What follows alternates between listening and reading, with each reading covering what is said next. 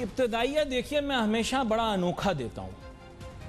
मौजू आज हमारे प्रोग्राम का है दरामदशुदा गाड़ियाँ जो कि दीगर ममालिक से आती हैं, उनके ऊपर आप कह सकते हैं कि फाइनेंसिंग की नई रिक्वायरमेंट्स। और इसका मकसद ये है कि कर्ज़े पर जो लोग दरामदशुदा गाड़ियाँ हासिल करते हैं उसके लिए हमारे यहाँ कवानीन में तब्दीली आ गई, उसके क्या असरात हैं। लेकिन इस मौजू पर आगाज़ से पहले मेरे हाथ भी कप आ रहे हैं। उसकी वजह यह है कि मैंने आप लोगों के साथ एक छोटी सी डिस्कशन करनी है, 1.5 मिनट की। वो ये है कि देखो, याद रखो, हमारे मुल्क के अंदर या दुनिया भर में भी जो भी आप काम कर रहे हैं, आपकी 100% सर्वेलेंस हो रही है। 100% सर्वेलेंस। सबसे पहला टूल सर्वेलेंस का जिसका पाकिस्तान की एजेंसियों से, पाकिस्तान के इदारों से कोई ताल्लुक नहीं है, वो ये हमारा मोबाइल टेलीफोन। ठीक है, जितना ज़्यादा जदीद होगा उतना ही ज़्यादा ये आप पर नज़र रखने का अहल होगा। आप जो भी बात करते हैं, ये टेलीफोन उसे खामोशी से या तो रिकॉर्ड कर लेता है या किसी और जगह पहुंचाने की सलाहियत रखता है। नंबर 2, ये वक्तन फवक्तन आपकी तस्वीरें भी खींच सकता है, वक्तन फवक्तन खींच सकता है। और आपने तो ओके यस करके बहुत सारी चीज़ों को आपने इसमें अप्रूव किया हुआ है, उसके तहत ये आपकी तस्वीरें भी खींच लेगा। आप किससे बात कर रहे हैं, कौन बात कर रहा है, वो भी डेटा यहां पर मौजूद है। पेगासस नामी जो सॉफ्टवेयर था वो आपकी मुकम्मल सर्वेलेंस कर सकता है, इस तक के आपके वजीर आजम के टेलीफोन तक भी रसाई की बातें की गई। गलत बोल रहा हूं? सो देयरफॉर ये तो अब पहला टूल हो गया ना। अब इसके अंदर जो सलाहियत आ गई ना भाईजान, आप कुछ सोचोगे ना, ये उसे पढ़ लेगा। इसीलिए आप किसी अंकल, आप जैसे किसी लड़की के, मतलब आप किसी चीज के मुतालिक सोच रहे हो, माजरत मुंह से निकल गया, तो वो फौरन जो है वो आपके सामने कंप्यूटर स्क्रीन पे आ जाएगी। नहीं अंकल, हमारे बड़े पहुंचे हुए हैं हमारे मुल्क के, आप चेक करो उनकी हरकतें। अच्छा खैर, एनीवे आगे चलते हैं। दूसरा जो टूल है वो ये है कि अगर आप कोई भी मारूफ शख्सियत हैं, आपके पास कोई अहम ओहदा है, तो आप 100% पाकिस्तान की या बैनुल अक़वामी एजेंसियां आपकी मूव्स को मॉनिटर कर रही हैं। ख़ास तौर पे अगर आप किसी अहम सरकारी ओहदे पर फाइज हैं, सदर हैं, गवर्नर हैं, कोई वजीर हैं, मुशीर हैं, तो ज़ाहिरी बात है आप पर सर्वेलेंस करना ज़रूरी है यार। मुल्क की सालमियत इसके ऊपर जो है उसका इन्हिसार है कि आप कहीं गलती से अमदन अनजाने में किसी तरह से भी मुल्क की कोई स्टेट सीक्रेट या मुल्क की कोई स्टेट की कोई भी चीज़ है उसको जेपोडाइज ना करें। इस वजह से भोले लोग होते हैं जो आज तक ओहदों पर नहीं आए होते, उनको पता नहीं होता। आपकी सर्वेलेंस 100%। इस तक के मैं एक छोटा सा टेलीविजन एंकर हूं और मेरी भी पूरी फाइल उनके पास बनी हुई होगी, मैं कौन हूं, क्या हूं। आप देखें, मंसूर अली खान या गरीदा कोई भी बात करेंगे तो उनके ऊपर एक अलहदा किस्म का कमेंट आएगा। लेकिन अली नासिर दुनिया जहां की बातें करके चला जाता है, मुझे कोई भी ना फोन करता है ना कोई बात करता है, क्योंकि मैं तो इस मुल्क की मतलब यहीं पे ही रोजगार कमा रहा हूं, यहीं पे खर्च कर रहा हूं, किसी से कोई ताल्लुक नहीं। समझ गए नहीं मेरी बात? तो एवरीवन इज अंडर सर्वेलेंस। अब हम आगे चलते हैं। मेरा मकसद आप लोगों को बताना था भाई कि मुतात रहो, आप सब के ऊपर एक नजर लगी हुई है दुनियावी तौर पर।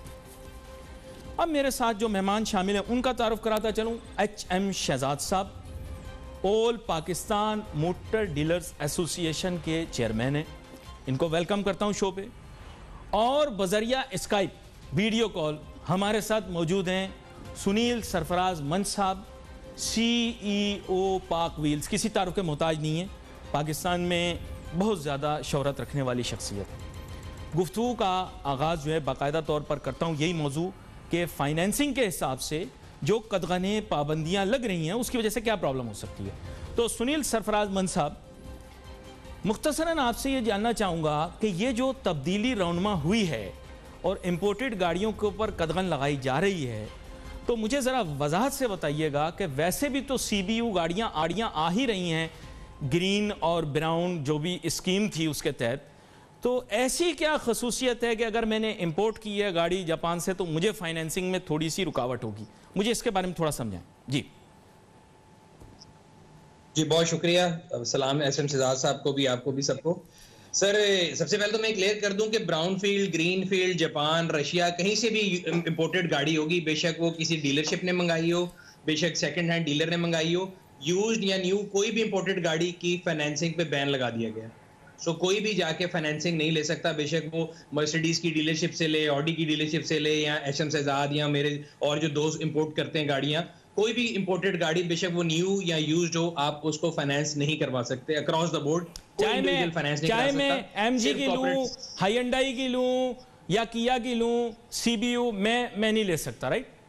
अब फाइनेंसिंग पे सीबी यूनिट किसी भी गाड़ी का आप फाइनेंस नहीं करा सकते। अच्छा, राइट, अच्छा हुआ आपने क्लियर कर दिया जी। मजीद वजाहत करें जी। और उसकी जो रीजन है सर, वो ये कहते हैं कि जी हमारे मुल्क में जो ट्रेड डेफिसिट है, एक्सपोर्ट माइनस इंपोर्ट जिसको कहते हैं, तो एक्सपोर्ट तो हमारी बढ़ नहीं रही लेकिन इंपोर्ट हमारी बढ़ी जा रही है। और अगर हमने अपने रुपये को स्ट्रॉन्ग करना है या उस पर जो प्रेशर है उसको कम करना है, तो हम अपने इंपोर्ट बिल को कम करना चाहते हैं। तो इसलिए गवर्नमेंट जो है वो डिस्करेज कर रही है, स्टेट बैंक भी डिस्करेज कर रहा है कि कोई भी इंपोर्टेड गुड ना ली जाए। जिस तरह अगर लोकल आपने नाम लिया एमजी है, वो सीबी यूनिट मंगा रहा है, तो वो डिस्करेज कर रहे हैं, वो कह रहे हैं जी आप पाकिस्तान में बनाएं तो फाइनेंस हो जाएगी, अगर आप इंपोर्ट करेंगे तो फाइनेंस नहीं होगी। ये जो स्टेट बैंक ने इंटरवेंशन की है उसमें एक चीज तो ये है।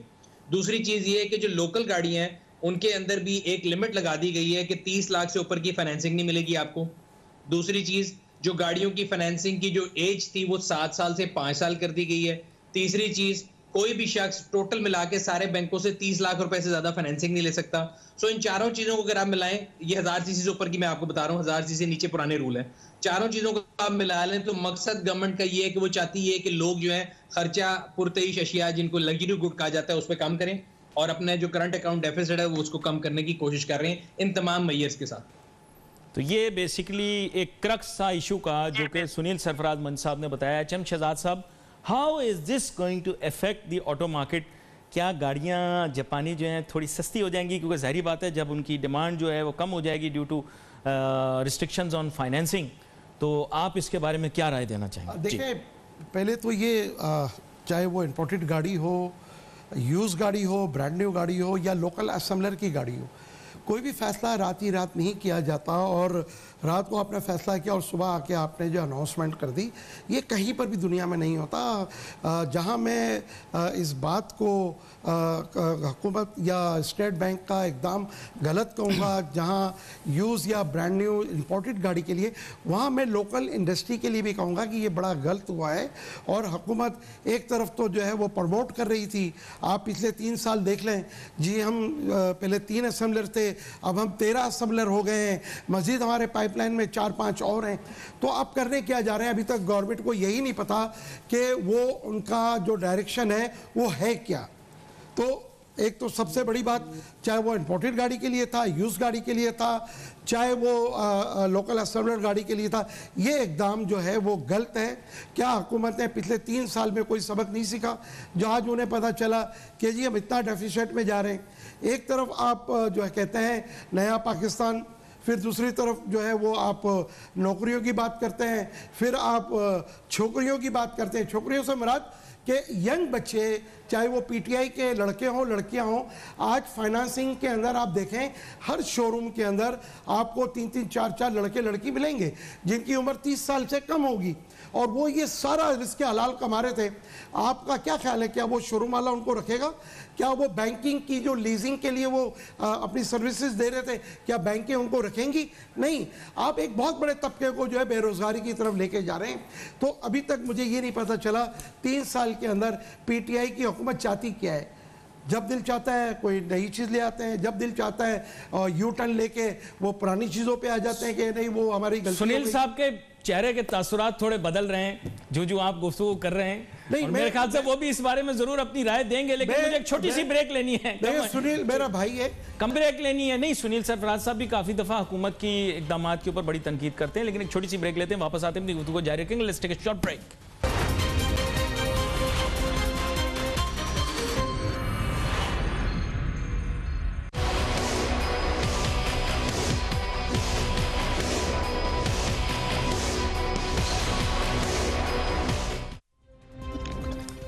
नाज़रीन, वेलकम बैक आफ्टर ब्रेक। गुफ्तगू हमारी जारी है। ब्रेक पे जाने से पहले हमारी गुफ्तगू हो रही थी, एचएम शहजाद साहब ने भी बड़ी वजाहत की, इससे बेरोज़गारी में भी उन्होंने कहा कि इजाफा होगा, क्योंकि बहुत सारे लोग जो हैं उनका कारोबार, उनका रोज़गार है वो इससे मुंसलिक है।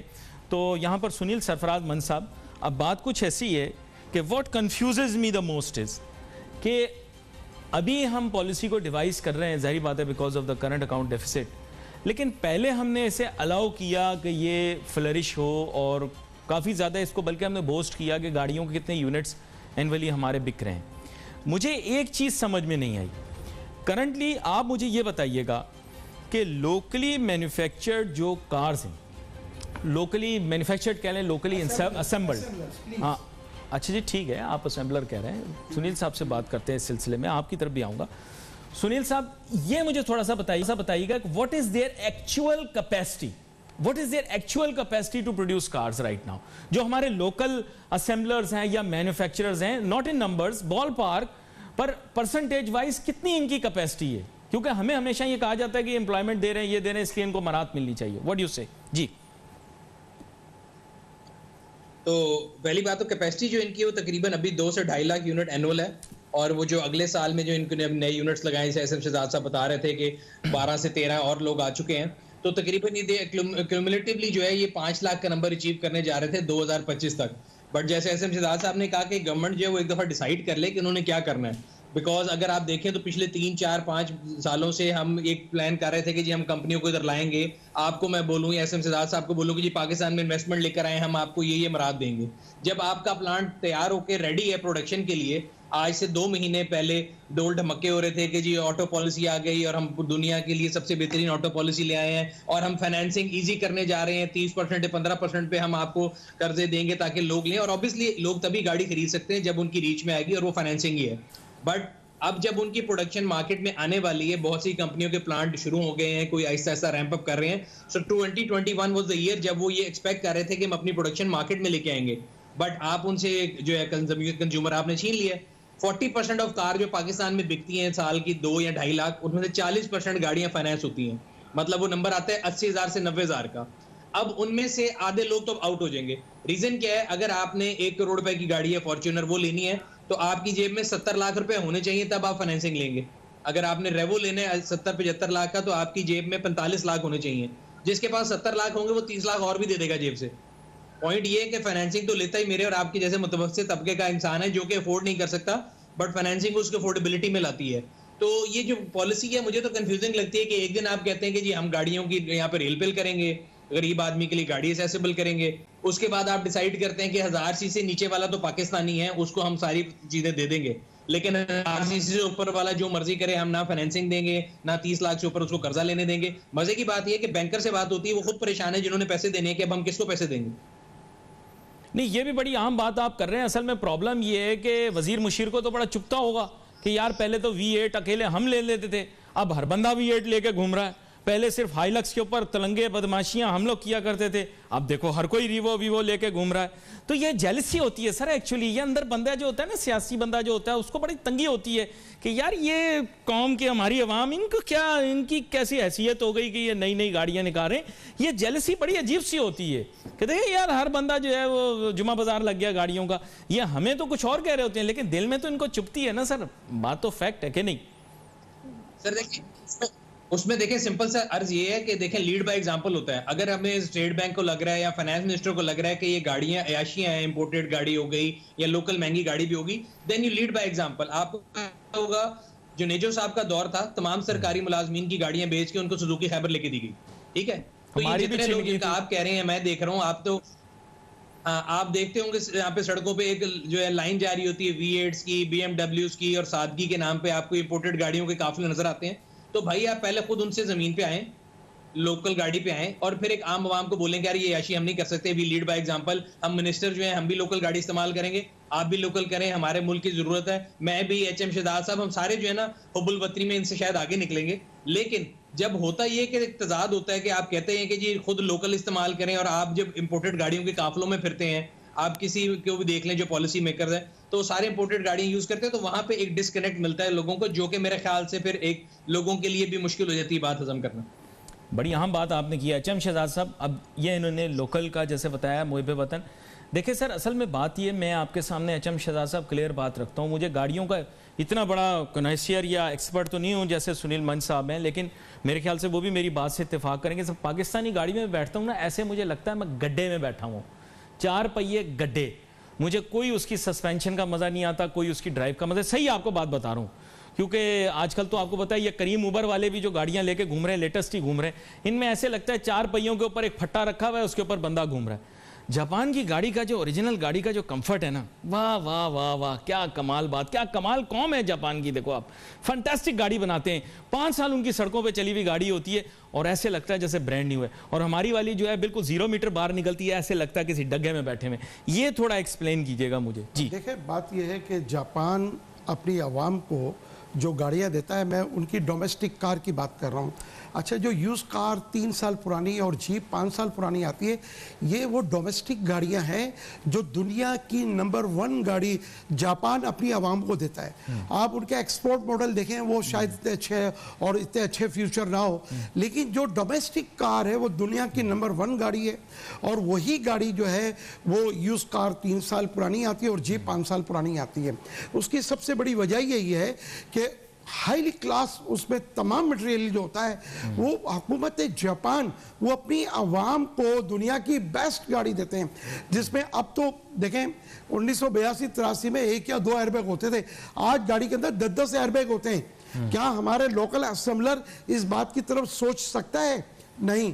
देखें, सबसे बड़ी चीज़ यहाँ ये थी जो मैं ये समझता हूँ कि हमने डिलीशन प्रोग्राम को ख़त्म किया और हमने क्या किया, सिर्फ ट्रेडिंग का लाइसेंस इन लोकल असेंबलरों को दे दिया।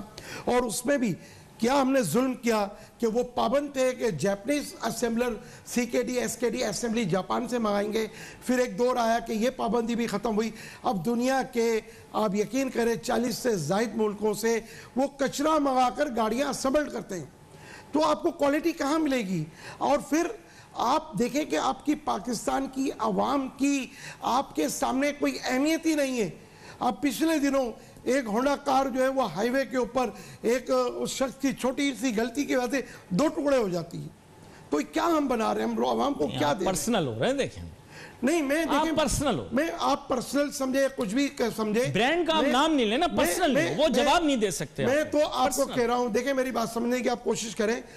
जैसे कि सुनील ने कहा कि हम सबसे पहले पाकिस्तानी हैं और सबसे पहले हम पाकिस्तान को समझते हैं। नहीं तो यार, ये पाकिस्तानी क्या, ये तो जापानी गाड़ी, जापानी कंपनियां हैं यार। पाकिस्तान की तो आपकी एक गाड़ी आई थी आदमरी, को आज तक पता ही नहीं लगा उसका हुआ क्या। छोड़ दो सर, ये पाकिस्तानी कोई नहीं है, ये सब ढोल धमाका, ये कोई पाकिस्तानी ब्रांड नहीं है। देखें, मेरी बात को समझने की कोशिश करें। ब्रांड ये बाहर के ब्रांड हैं, ये अपने मुल्कों के लिए काम कर रहे हैं। देखें, आप इस्तेमाल क्या कर रहे हैं। आप एक पार्ट्स हम जापान से लेते हैं, $1 का आता है, और यही पार्ट्स हम $1 में चाइना से 12 ले रहे हैं। आपको क्वालिटी क्या मिलेगी? सीधी बात है, ये पाकिस्तान के बच्चे को पता है। अब यहाँ हम मजबूर हैं, क्यों कि देखें, हमारी हुकूमत जो ख़ासकर जो पिछले हम अगर 15-20 साल से देखें तो जो भी हुकूमतें आई हैं वो लोकल असेंबलर का साथ देती रही। आवाम का या हुकूमत ने अपना साथ नहीं दिया। पिछले दिनों आप देखें, हुकूमत ने अपने रेवेन्यू कम करके, ख़त्म करके लोकल गाड़ियों के ऊपर जो है एक बहुत बड़ा टैक्सेस जो है वो कम करने की कोशिश की। किसको फ़ायदा हुआ उसका? अभी तक हम 0 पे खड़े। अभी तक असेंबलर्स ने बिलियंस ऑफ डॉलर्स पाकिस्तान में लगाए हैं, इन्वेस्टमेंट। आता हूं आपकी तरफ आता हूं दोबारा से। सुनील साहब ने जाना भी है ना, मैंने उनसे एक सवाल पर। सुनील सरफराज मंच साहब, अब मैं आपसे एक सवाल करने लगा हूं। ज़ाहिर बात है, आप वैसे बैनुल-अक़वामी सतह के ऊपर जानी मानी शख्सियत हैं और हर शख्स जो है वो गाड़ियों के मामलात के अंदर आपसे रुजू भी करता है, आपकी बात को एक वज़न भी दिया जाता है। क्या आप इस बात को इंडोर्स करते हैं कि इंटरनेशनल क्वालिटी स्टैंडर्ड्स के हिसाब से लोकली असेंबल्ड या मैन्युफैक्चर्ड गाड़ियाँ उसी सतह के ऊपर तैयार की जा रही हैं जिस तरह के बाहर जापान में या दीगर और तरक्की याफ्ता ममालिक के अंदर तैयार की जाती हैं? जी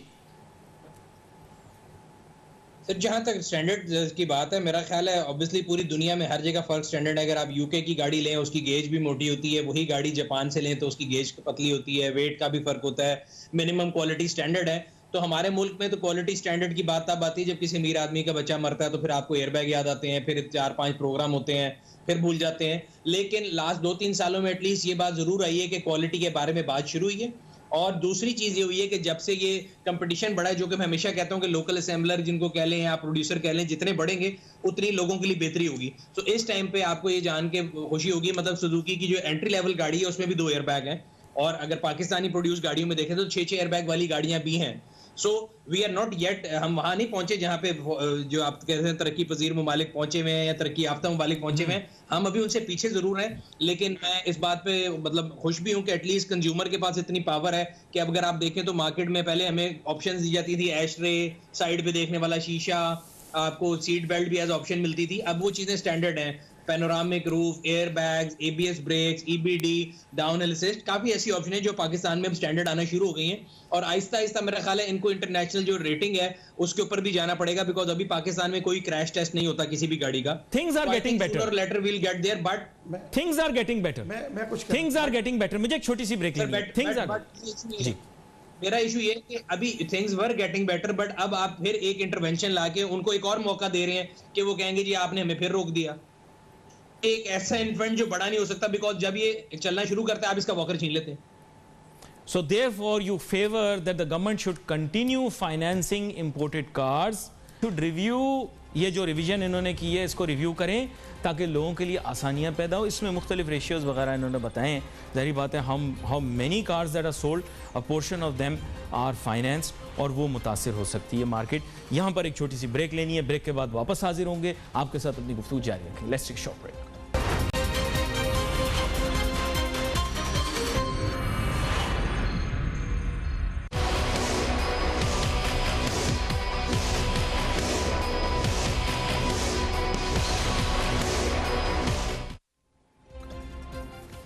नाज़रीन welcome back after the break. गुफ्तगू हमारी जारी थी। ब्रेक पर जाने से पहले सुनील सरफराज मंच साहब भी अपना एक जिसे कहें कि जाविया पेश कर रहे थे। HM शहजाद साहब, मेरे ख्याल आप कुछ इजाफी बात करना चाह रहे थे, तब मैंने आपको मौका नहीं दिया क्योंकि ब्रेक की जानिब जाना था। आप वजाहत कुछ करना चाह रहे थे, माजरत आप अपनी वजाहत मुकम्मल करें, फिर मैं अगले सवाल की तरफ जाऊँ। जहाँ तक क्वालिटी कंट्रोल की बात है, तो जिस मुल्क में आज तक जब इतनी जदीद लोग भी नई गाड़ियाँ लेके आ गए, लेकिन आज तक हमारा रोड सेफ्टी स्टैंडर्ड जो है वो पता ही नहीं है।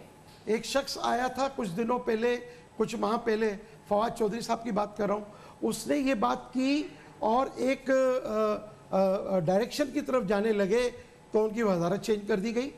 आप खुद समझ सकते हैं। तो अभी तक हमारे मुल्क के अंदर ऑटो पॉलिसी के अंदर आज तक ये नहीं पता चला कि हमें क्वालिटी कंट्रोल क्या करना है, रोड सेफ्टी स्टैंडर्ड हमारा क्या होगा। ये अभी तक किसी भी कार असेंबलर के ऊपर अभी तक लागू नहीं है।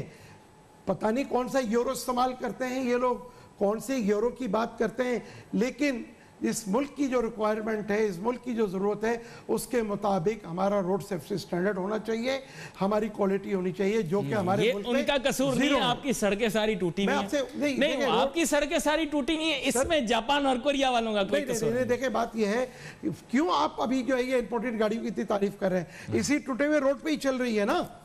तो मेरा कहने का मकसद ये है कि हमारा लोकल असेंबलर्स जो है ना वो मुहिब्बे वतन नहीं है। बहुत माजरत के साथ नहीं, ये देखें, जिस शख्स ने अरबों डॉलर इस मुल्क के अंदर इन्वेस्ट करने वाला जो है, आप कह रहे हैं मुहिब्बे वतन नहीं, ऐसे कैसे हो सकता है? खरबों डॉलर कमा लिया, अरबों डॉलर लगा के खरबों डॉलर जो है वो कमा लिया, और आज तक हम मेड इन पाकिस्तान एक कार नहीं बना सके। आज 3 की जगह 13 की तो नहीं, आज 3 की जगह हम 13 असेंबलर्स आ गए, आइंदा वक्त में हम 23 असेंबलर्स हो जाएंगे। हमारी मैन्युफैक्चरर अब ये खुद को कहला रहे हैं, इन्होंने डिलीशन की है। हमारी पूरी जिंदगी जो है, शायद मेरी जिंदगी कंप्लीट हुई, मेरे बच्चों की जिंदगी ये चल रही है, हम पाकिस्तान गाड़ी नहीं बना सका, ये हमारी नाअहली है। इसके लिए मैं जापानियों को, कोरियंस को, चाइनीज को, जर्मन्स को जिम्मेदार नहीं ठहरा सकता। अगर हमारी नाअहली है कि हमें गाड़ी नहीं बना सके तो इसमें उनका क्या कसूर है सर?